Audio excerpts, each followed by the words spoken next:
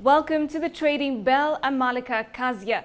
And wow, what an exciting season 2 it has been. We've had leaders from so many sectors joining us on the Trading Bell this time around. We've had people from manufacturing, we've had people from banking, we've had leaders from real estate and beyond. All of this throughout the season. So today we're doing things a little bit differently. We're going to give you some of the highlights of the incredible personalities we've had on season 2 of the Trading Bell. All this and more coming up. Here we go. Rebecca, it's our first interview with you since you became CEO, and perhaps KenGen has been very active in the Securities Exchange, being a listed company. And what sort of impact has this had on the operations of the parastatal, as well as how you run your governance issues? I'll go back to pre-listing days, prior to 2006, when KenGen was not listed. Sure. Kenyans will remember the situation then, where demand was much more than the supply of power.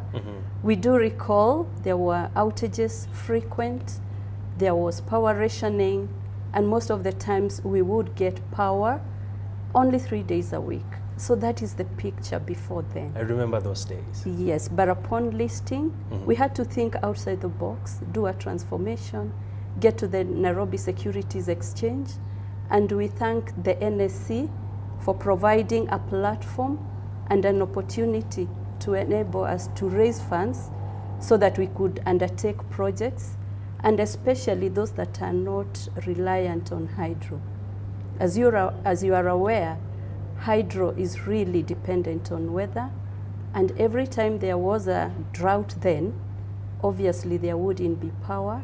And through the NSC, we have been able to diversify and get into geothermal big time. And geothermal does not depend on the weather. And so we have reliability in the supply of power. We are proud to note that currently we have adequate power, and outages and rationing are things of the past. It's more of a throwback, as the younger generation would say. Yes. And Rebecca, you steered the legal department, and of course rising through to now being the CEO.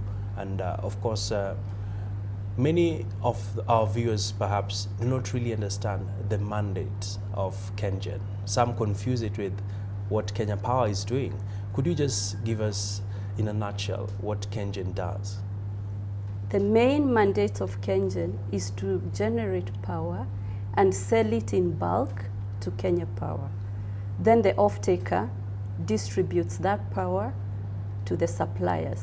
It is sort of a retail, but we are the wholesalers of power. Makeba is something that is accessible, it's affordable for the ordinary Kenyan. Because when you talk about buying into the treasury bills, you'd need 100,000 minimum.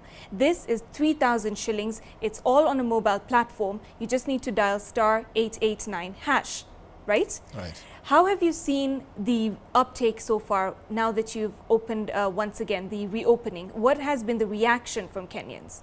The Makeba product is really a disruptor for how people will own government instruments. So the whole objective of Makeba was actually to encourage Kenyans to save, and also to save for development of the country, and because the projects that Makeba targets are basically the infrastructure projects that the government is working on. And in order for us to make it a lot easier, we had to come up with a product that enables Kenyans access it easily, understand it easily, and make it very, very feasible for them to really buy and sell them at a very easy, using a very easy mechanism.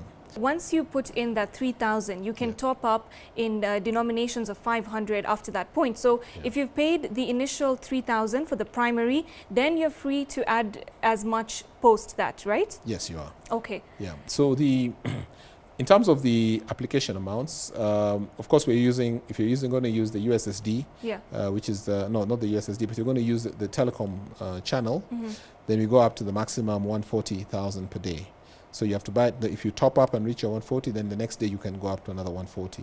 But we also have the Pesalink channel that takes you up to about 1 million a day. Yeah. So those options are there, and we decided to accommodate the large investors who would like to also put in the reasonable amount by opening up a Pesalink channel. So I must say the infrastructure is working very well. So in case anybody faces any glitches, we also have a call center. So there's a whole ecosystem that is functioning extremely well. So a lot of people have been asking, what about those in the diaspora? Yeah. Is this something accessible for them as well? Makeba is accessible to Kenyans, whether in the diaspora or here, as long as you have an access to your local telco line, because that is the registration. We're using your telephone details or your registration details for your mobile phone details as the KYC proof of ownership.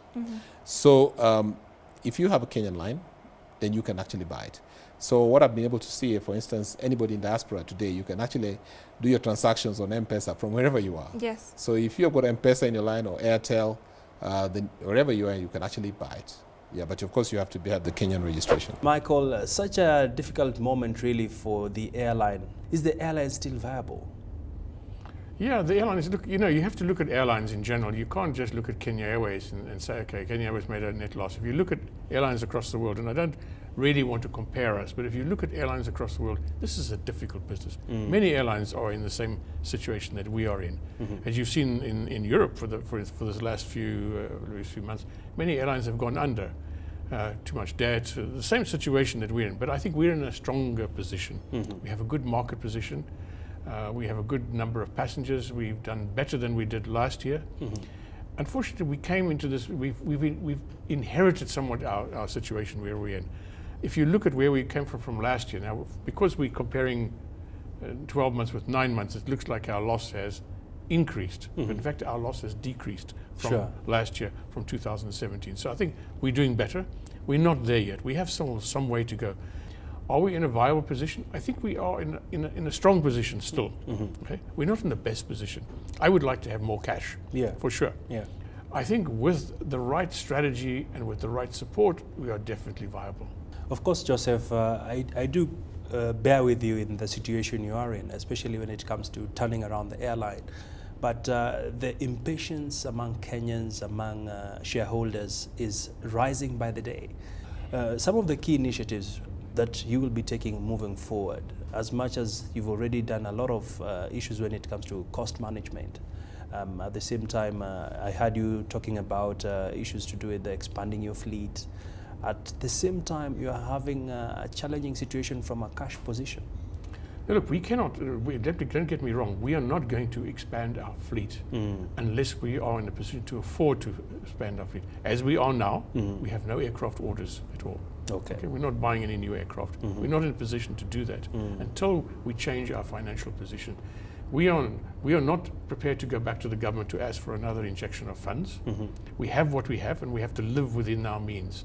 If we can find a way to generate more cash through leveraging our current assets, then we will do that, and we'll try to expand our fleet. There's some other great things that have happened recently. So last year we won Top Employer, but this is with an international institute for employees in Kenya, but also in Africa. So Kenya represented under an African system, and also the Federation of Kenyan Employees voted as best employer 2 years in a row. So last year was the second year. So I think that just shows you that the environment that we've provided for our staff to work in and the sustainability of the business has really come through over the years, and it's really a great place to work. Amazing. So let's talk about some of the numbers. You posted a 22% increase in profit ending December 2018. So what are some of the factors surrounding that growth that you were able to achieve? Yeah, so 2018 was a good performance after quite a difficult year before. So we posted 22%, as you said, profit after tax, which took us to around about 4.1 billion Kenyan shillings. So it was a good year, and this is really on the back of three main things. So an increase in demand for our semi-processed leaf that we export outside of of Kenya. We have also taken pricing due to excise increases here, which has obviously driven the profitability on the back of excise increases. And also we've been able to reduce our financing costs, which is a big hit usually on the bottom line. So we've had a good performance in three main areas, and I think looking forwards it's a great foundation, I would say, for further growth looking to 2019 and beyond. You do focus on offering quality products to your adult consumers, and you have continued to deliver against your strategic priorities. But what are some of your short-term goals as of 2019 to try and even push further when it comes to BAT? Well, the great thing about BAT Kenya is it's part of the broader British American Tobacco Group. So we have a lot of support from the group in terms of what we would call our portfolio transformation. So really trying to identify what the consumer trends are in the marketplace, how consumers' habits are evolving over time. And because of the size and the scale of the group, we now have access to some potentially reduced risk products, as well as the more traditional cigarette space. So if I look at 2019 and beyond, perhaps we have quite a big agenda to really start driving our transformational strategy, which will offer consumers more choice, reduced risk products potentially, and also greater innovation. So those would be our three areas that we'd be focusing on as a business. One of the big conversations currently happening is Fieza. I mean, how innovative are you in terms of meeting the market needs? Looking at how this product has performed so far, I understand you've clocked about 6 billion in terms of since you started it. You know, it's the power of the partnership. We didn't do this on our own. We can't take full credit for this. So we've been doing this in partnership with our friends at KCB and CBA, a long-term relationship. And we've been working on this thing now for about 2 years. And I think between us, we have a pretty good understanding of what the customer wants. A lot of people say, you know, you're encouraging people to get into more debt. Well, usually these are people who don't really understand what this product is. You talked about 6 billion shillings in about 30 days, which is a lot of money. That's a lot. But you know, the average repayment is in it's about 2.8 days. So people really are using this as an overdraft facility to help them complete a transaction when they just don't have enough cash in the wallet. And as soon as you put money into M-Pesa, then it pays off the debt. And Bob, over time, M-Pesa has emerged as the crown and the jewel, the flagship sort of the company so far. But at the end of it all, we also have the data business, which is also proving to be a force to reckon with. The two big drivers are M-Pesa and data usage. And as we get more and more smartphone penetration, more and more people will want to use data. And they're using it for a range of things, you know, starting with social media use, but also you can now use it for things like e-commerce. So you can get onto the Masoko site. Oh, yeah. And all of that is data usage. So we're seeing the growth of data. Today, average consumption is about 850 MBs per month. And we see that over the next few years growing into being measured in GBs. So, you know, the average, I think, will be 3, 4, 5 GBs a month. You know what? We're not done just yet. There's much more coming up for you, many more highlights, and of course, a little more in-depth into the EBooker program that the NSE has going on. All that coming up right after this short break.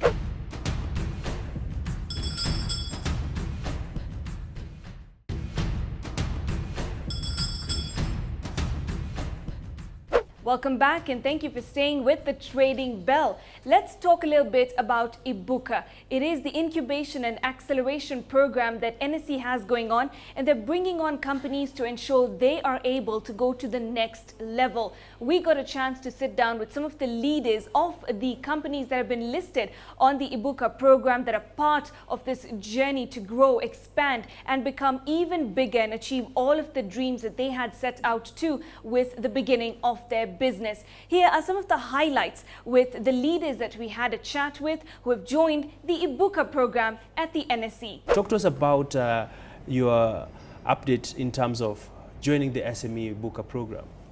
Actually, this has been one of the most exciting. I would say it's a ceiling for us. We have broken the ceiling because when we started this SME, we never thought a day like this will come, where we'll be knocking doors to the Nairobi Security Exchange and becoming one of the big boys of tomorrow. Some would say it's a young company that is trying to get into the big league. Tell us about your journey. Well, my journey in tea started in 1996 when I joined Union Tea Brokers as an IT expert. And when I joined, I realized that being with computers or even training other computer or doing programming and all that is not the core business of the company. The core business of the company is the tea part of it.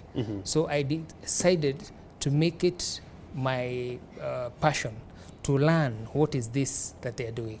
All right. And what are your expectations other than being linked to other companies out there? The primary goal or the primary expectation actually is to raise capital under the NSE. But more to that, there is other advantages of being under this program. One of it is the exposure, because to get this kind of exposure, I would not have gotten even out there. So being here now, I'm able to be actually even talking to you, to be also on KTN, and there it goes, global. And looking at this EBooker program, when it comes to the program being implemented, eventually you going through the entire process, is there a cost to it if you're to educate our viewers? You see, cost, it's something which is, there's a two way of looking at a cost. I do not see the cost which is there, it's negligible, because it cannot even take me back to Mombasa by air. Okay. You understand? So it's I cannot talk about the cost because it's a program which is tailored to help people like SMEs like us, you know, be able to thrive and be out there. That is why they have been able to bring it to a minimum. Globetrotter Agency, you do tours, you do travel. Just, lay the land for us a little bit. What is it exactly that you do? So Globetrotter Agency Limited is a travel agency like any other travel agency. We do tours, ticketing, MICE, conferences, car hire, transfers, visas, to name a few. Wide. Quite wide, yeah, and quite diverse as well. Yeah. We started in February 2015, fifth year running, and growing as we talk. Okay, that's amazing. So I do know you're listed. You're also part of the EBooker Incubation and Acceleration Program at the NSE. Yes. So what is your experience so far being on the EBooker program? It's an amazing experience because we not only get recognized, or rather we have been seeing some recognition coming through. Of course, we had interviews lined up with some of the realtors back some time back, and we do see a lot of feedback coming in. We do see people asking us, why EBooker? What is it all about? Yes. What is happening? Why us as a young travel agent, just as old as 5 years, why are we part of it?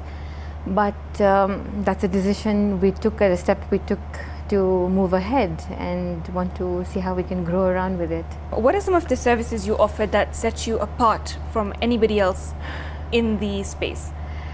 Well, we have everything that a normal travel agency would do, like from ticketing, which is regional, international tickets, organizing tours, whether you have a walk-in client or a corporate client, or doing anything for them. But what we've done is we have a borrowed idea from the airlines, which when you buy a business class or a first class ticket out of us, we actually give you a free transfer to the airport from your office or home in Nairobi and back.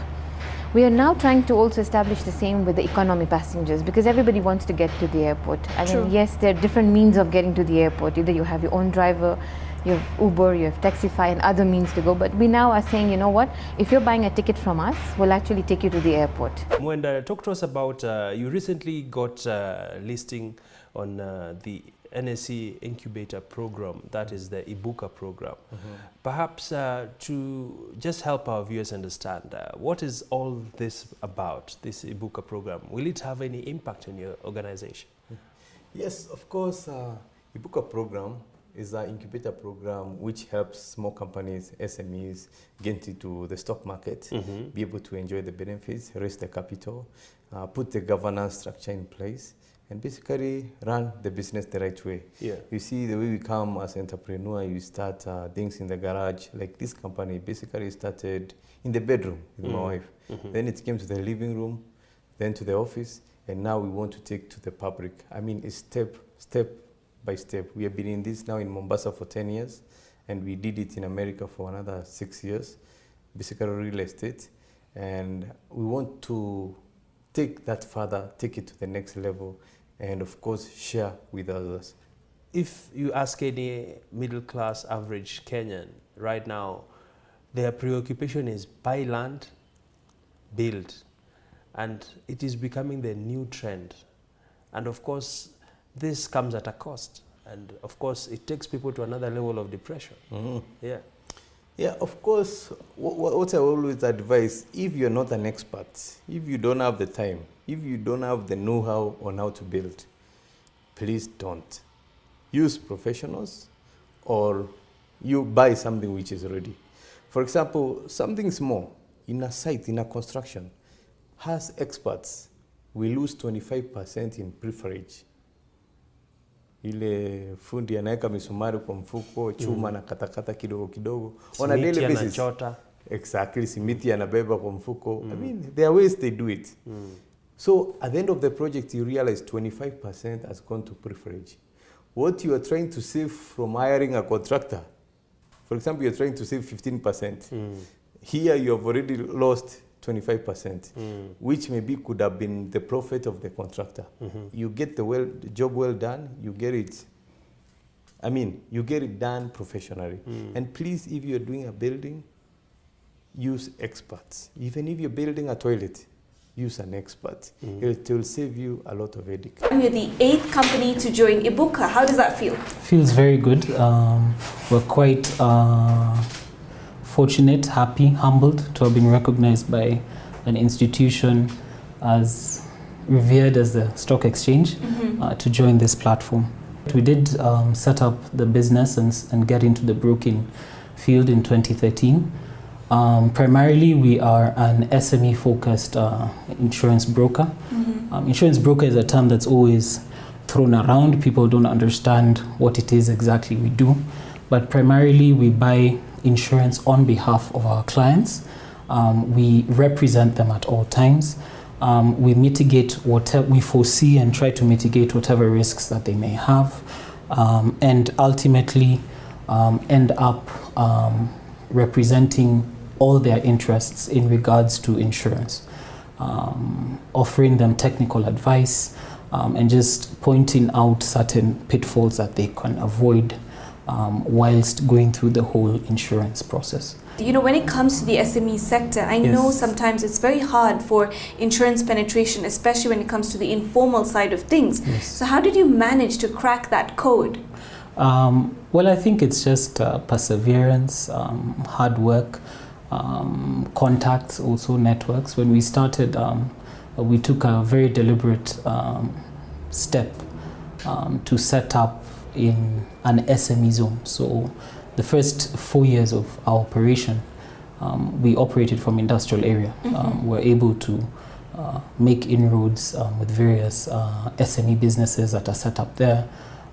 We gained their trust, and they were then able to give us referrals of different people who are in businesses. And we're also quite fortunate that a lot of our SME clients were then able to grow into large businesses, and we've ridden that wave with them and we've grown with them. So what would be your biggest takeaway from all the SMEs you've worked with for making it successfully out there when you're starting your small business? I think start small, take baby steps, and be consistent.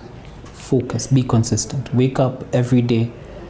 This is what I'm doing. There are a lot of distractions out there.